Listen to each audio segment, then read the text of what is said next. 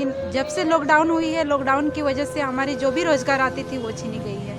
इसके बाद मेरे साथ में जो भी लोग काम कर रहे थे, कोई भी ये हम जैसे गरीब लोगों के मतलब आवाज़ पे अनसुना करते हैं, जबकि बड़े बड़े जगहों पे जब भी अलॉटमेंट होती है तो फोन पे रिसीव नहीं करते हैं। एक तो 6,400 रुपये उसको मिलता है, उसमें भी। नमस्कार, जोहार आदाब। मैं हूं आपका आज़ाद और आप देख रहे हैं जोहार न्यूज़। जब तक झारखंड में अफसरशाही हावी रहेगी तब तक झारखंडी युवा युवतियों का यही हाल होगा। हम लोग लुटते आए हैं और कब तक लुटते रहेंगे पता नहीं। आज़ाद झारखंड का बना 21 साल हो गया है, अभी भी स्थिति बदहाल पर है। और आउटसोर्सिंग के माध्यम से जिस तरह से यहाँ पर युवाओं को लूटा जा रहा है, जिस तरह से डराया धमकाया जा रहा है, ये भी आप समझ सकते हैं। अब आइए हम जानते हैं इन आउटसोर्सिंग में जो काम करने वाला युवक युवतियाँ हैं उनसे क्या समस्या है। हम लोग का समस्या यही सर, जब से हम लोग का बहाली हुआ अभी तक कभी टाइम में पेमेंट नहीं करता सर। जब भी फ़ोन करते हैं तो फ़ोन भी रिसीव नहीं करते हैं। एक तो 6,400 रुपये उसको मिलता है, उसमें भी 21 या 2200 रुपये के आसपास काट लेता है। किस चीज़ के लिए काटा जाता है वो? ये अभी तक तो बोला नहीं, वो बोला कि टेंडर लिए, इस वजह से हम काट के तुम लोग को पेमेंट करते हैं। उसमें भी अगर हम लोग एक दिन ड्यूटी नहीं करते हैं, अब्सेंट रहते हैं, उसको भी पैसा काट के हम लोग को भुगतान किया जाता है सर। अभी आप कहाँ पर हैं? अभी हम सर अनुसूचित जनजाति आवासीय उच्च बालिका उच्च विद्यालय नकटी में अनसर के पद पर काम कर रहे हैं सर। क्या नाम हुआ आपका? मेरा नाम नरेश दास हुआ सर। आप लोग कितना दिन से पेमेंट नहीं मिला है? हम लोग का भी कुल मतलब 1 साल होने जा रहा है लीडर। एक साल से भुगतान नहीं किया। 1 साल से भुगतान नहीं मिला। ऑफिस में जब पूछने जाते हैं तो बोलता है कि यहाँ से तो हम लोग भुगतान कर दिए, तुम लोग उसको समझो, ये बोला जाता। मेरा नाम है कुंदन दास, आसनपाड़ी स्कूल अनुसूचित जनजाति आवासीय मध्य विद्यालय आसनपाड़ी में काम कर रहा हूँ। आपके साथ क्या कहा जा रहा है? 2017 से कार्य कर रहे हैं हम लोग, जो कि पैसा ठीक ठाक दे रहा है। जब से 2020 से लॉकडाउन हुआ तभी से पैसा में हाँ नाकारी हो रहा है। 3 बार हम लोग लिख के दिए हैं कागज, उसमें भी बोल रहा है कि उससे भेंट करो। अंशु बोल रहा है यहाँ वहाँ जाओ, तो अभी फ़ोन कर रहे हैं कि पैसा नहीं दे रहे सर, क्या बात है? तो बोल रहा है पैसा तुम लोग का मिल जाएगा। ये कह रहा 12 महीना हो गया अभी तक पैसा नहीं मिला हम लोग का, यही कहना चाह रहा हूँ। हम लोग का समस्या है कि ठीक से पैसा नहीं मिलता है। हम लोग को 4,400 देता है, लेकिन समय से नहीं देता है। किस स्कूल में हैं आप लोग? हम +2 पिछड़ी जाति बालिका उच्च विद्यालय कुरवा में। क्या नाम हुआ आपका? कमल कुमार पाल। कितने दिन से आप लोग को पेमेंट नहीं मिला? 17 से नवंबर महीना। क्या बोल रहे हैं? क्या बोला जा रहा है पेमेंट के लिए? पेमेंट के लिए कहा कि देंगे यही तो बोलता है यार। कुछ बोलते हैं तो कहता है क्या जो हटा देंगे, जब उस तरह कहिएगा तो हटा देंगे, NGO बोलता है। मैं करीब 2018 में बहाली हुई थे और कुछ दिन तक पैसा वो लगातार दिया तो हमको बहुत अच्छा लगा। उसके बाद लगातार देने के बाद 20 जैसे आया लॉकडाउन के बाद, वो लॉकडाउन के आने के बाद वो पैसा ऐसे ही बंद कर दिया, लगता है मैं वहाँ स्कूल का कोई कर्मचारी ही नहीं है। और आज फिर जब सर को फ़ोन किया था, सर बोलता है तुम्हारे बिल तो लगा दिए हैं। इस तरह रोज़ बोलता है। जब बोलता जाकर ऑफिस से भेंट कर लो, जब ऑफिस से जाकर भेंट करके आते हैं तो यहाँ का आदमी भी, कल्याण विभाग का आदमी भी हम लोगों को एक माने कुत्ता के जैसा बेहतर कर रहा है। अरे जाओ यहाँ से हटो, कोरोना वायरस है। इस तरह करते करते मैंने हम लोगों को काफ़ी दिन आने लग गया। मैंने 2-3 महीने 4 महीने इस तरह बिता दिया। जब किए तो फिर अंशु सर से भेंट किया। अंशु सर कहा कि हम लोगों को जी अच्छा ठीक है, अगले बार तुम लोगों अगले सप्ताह आना। जब अगले सप्ताह कब आएंगे सर? 10 बजे आना। 10 बजे आते हैं तो 1 बजे आता है, फिर 1 बजे तक इंतजार किया, 4 बज गया। फिर बोला कि नहीं अगले सप्ताह आना। इस तरह करते करते एक दिन सर से बहुत बतावती हुआ, बोलता अच्छा ठीक है तुमको दिखा दे। अरे तुम्हारा तब कब का पैसा भेज दिए, अभी तक पैसा नहीं आया। जब NGO फ़ोन कर रहे हैं तो NGO बोलता है अच्छा ठीक है तुम लोग का पैसा मिल जाएगा। ऐसे करते उसके बाद कुछ दिन के बाद हम लोगों को पैसा 6 महीना का दिया। उसके बाद 6 महीना देने के बाद अभी तक बंद है पैसा। हम लोग का वही 1 साल भर होने वाला है, अभी तक पैसा नहीं मिला। फ़ोन करते हैं जो बोल रहा है 5 दिन में 4 दिन में, ऐसे करते करते परेशान हो गए हैं। तो पैसा हम लोग नहीं मिल रहा, जो आके तंग आके हम लोग क्या बोलते हैं हम? पैसा हम लोग पैसा नहीं मिल रहा। छुट्टी वगैरह का क्या सिस्टम है? हाँ, छुट्टी में ही काम किए हैं। पैसा हम लोग को मिल रहा। फ़ोन करते हैं जो टेंडर वाला बोल रहा है भेज देंगे। कौन टेंडर कौन लिया है? अभिषेक काजन BP प्राइवेट लिमिटेड देवघर का नहीं जी। उसके अंदर में आप लोग जानकारी है कि कितने लोग काम कर रहे हैं? जी 12 आदमी। 12 आदमी? हाँ 12 आदमी ना।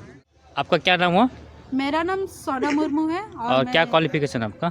मेरा क्वालिफिकेशन ग्रेजुएशन है। आप कहाँ पर अभी हैं?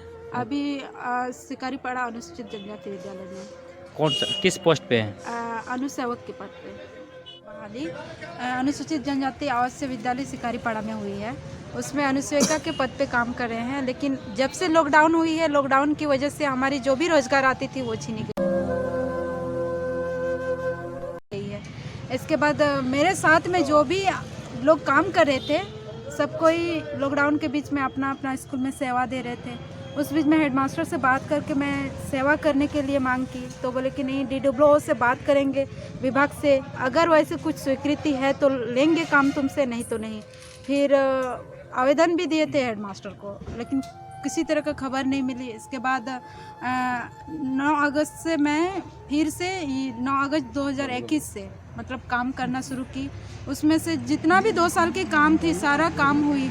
घास फूस जो भी उठा हुआ था या घर की विद्यालय की साफ सफाई में से, वो उधर का भी एब्सेंटी अब तक रखा हुआ है। और पहले पूरे लॉकडाउन से अब तक किसी तरह की भुगतान नहीं हुई। उसमें से गार्जियन BPO द्वारा कहा गया था कि भुगतान हो जाएगी, तुम्हारा बिल लगा लिया गया है, और वहाँ सिर्फ DO का सिग्नेचर नहीं हुआ है, सारे भुगतान एक बार में मैं कर दूँगा।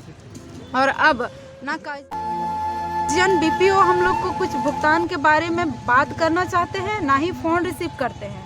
और विभाग में आके एक बार DW सर से भी मिले।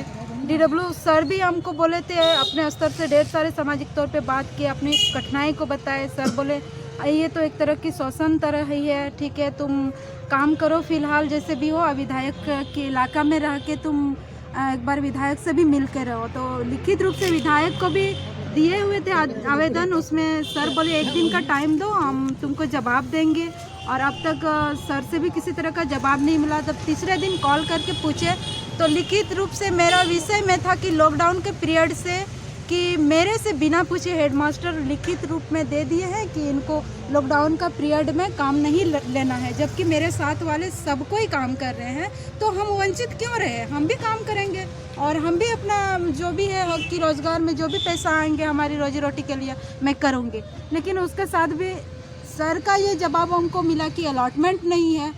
और एक हेडमास्टर जब सबको लिख के ये पूछ सकते हैं कि आप किस अवधि से इसको भेजे हैं, क्या प्रूफ्ड है, आपके पास लिखित द्वारा चाहिए। लेकिन एक हेडमास्टर का हम लोग प्रॉब्लम लेके आते हैं, मान लिया ड्यूटी अभी हम कर रहे हैं तो भी हेडमास्टर को प्रॉब्लम हो रही है कि तुम किस आधार पे कर रही हो।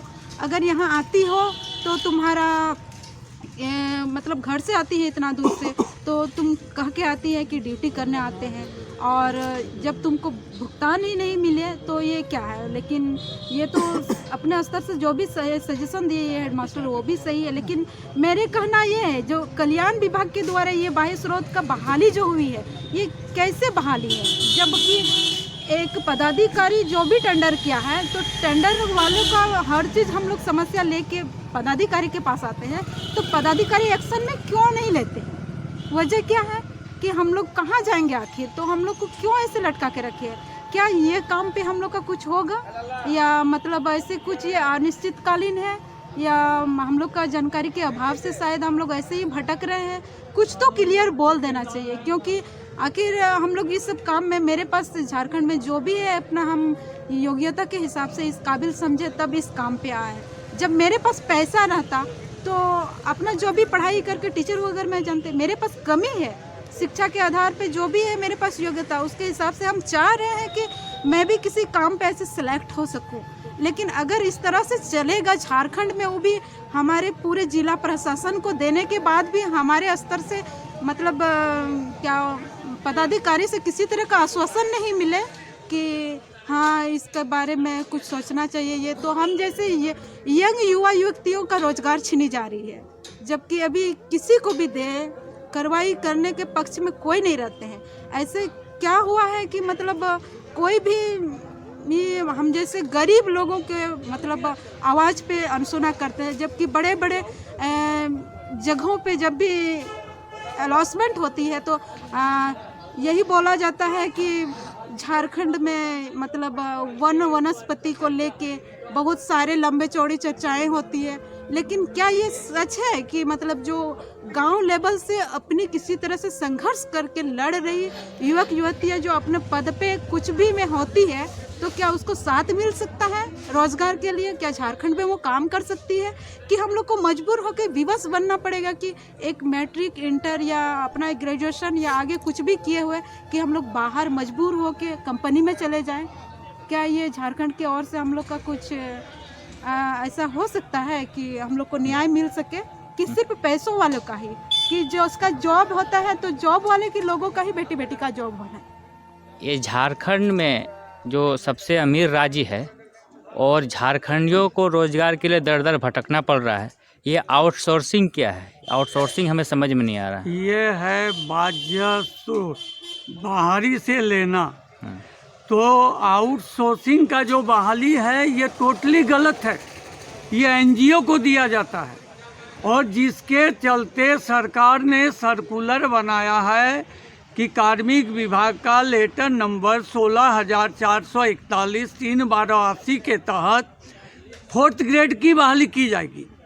लेकिन आज सरकार क्या कर रही है कि उससे उस कर्मचारी से तो उसको कमीशन मिलता नहीं है, इसलिए आउटसोर्सिंग से बहाली करते हैं, दलालों के थ्रू से बहाली करते हैं, ये जो कि टोटल गलत है। ये एनजीओ वाले क्या करते हैं कि जिसमें आरक्षण का अनुपालन नहीं होता है, जिसमें योग्य उम्मीदवार का चयन नहीं होता है, ये जिसको मन उसको करके उसका लाइफ को बर्बाद कर देते हैं। साल भर काम करने के बाद 4 महीना का वेतन दिया जाता है, वो भी आधा। और जब वो उम्मीदवार कहने लगता है तो उसको रेन्युअल कर दिया जाता है, अगर उससे राजी नहीं होता है तो उसको हटा दिया जाता है। यही एनजीओ का धंधा है। तो मैं सरकार को पहले भी इस आउटसोर्सिंग का विरोध किया था और लिखे भी थे और आज भी कर रहे हैं। ये यहाँ के दुमका जिला नहीं, पूरा झारखंड के युवा और युवती का लाइफ को बर्बाद कर रही है और उसको 2-4 साल का काम दे करके ना घर का ना घाट का रख देती है। इसलिए मेरा ये डिमांड है कि जो भी आउटसोर्सिंग से जिसको रखा गया है उसको नियमित किया जाए। और कल्याण विभाग की बात है, उनको तो पैसा आता है। ये कल्याण विभाग क्या होता है? कल्याण विभाग का नाम हम लोग साधारणतः रखे हैं जनता का कल्याण करना। क्योंकि ये आउटसोर्सिंग का जो मैटर है, इस पर आधा पैसा कल्याण विभाग में जाता है और वहाँ से ऊपर तक जाता है। इसलिए इस आउटसोर्सिंग को बंद किया जाए और रेगुलर नियुक्ति किया जाए, जो कि सरकार सर्कुलर बनाई है 16,441/3/82 के तहत। लेकिन ऐसा सरकार नहीं कर रही है। आज कम से कम 50 उम्मीदवारों की लाइफ इस आउटसोर्सिंग के कारण बर्बाद हो चुका है। उसका उम्र सीमा ख़त्म हो गया, होने जा रहा है या हो गया। इसलिए सरकार का एक ही नीति है कि एनजीओ से आउटसोर्सिंग से बहाली करो और उसका लाइफ को बर्बाद कर दो। जो कल्याण विभाग है, आज तक ये नहीं देखा गया कि उस कल्याण विभाग से आम जनता का कल्याण हुआ है। ये तो नहीं होता है। ये कहने का है, हाथी का 2 दांत होता है, एक दिखाने वाला एक खाने वाला, वही कल्याण विभाग का काम है। ऐसा नहीं लग रहा है कि झारखंड में अफसरशाही चरम पर है? वो तो अफसरशाही है ही है, ये तो नया बात नहीं है। यहाँ अफसर जो चाहेंगे वही करेंगे, बिना घूस का कहीं कुछ नहीं होता है। हर कार्यालय जाइए, आपको पैसा दीजिएगा तो आपका काम होगा और पैसा नहीं दीजिएगा तो आपका काम नहीं होगा। झारखंडी युवा युवतियों का जो बेरोजगारी की स्थिति है वो कब दूर होगी? ये सरकार की हिम्मत की बाहर है और सरकार कर नहीं सकती है। लेकिन जो भी थोड़ा बहुत होता था वो आउटसोर्सिंग में बर्बाद करती है।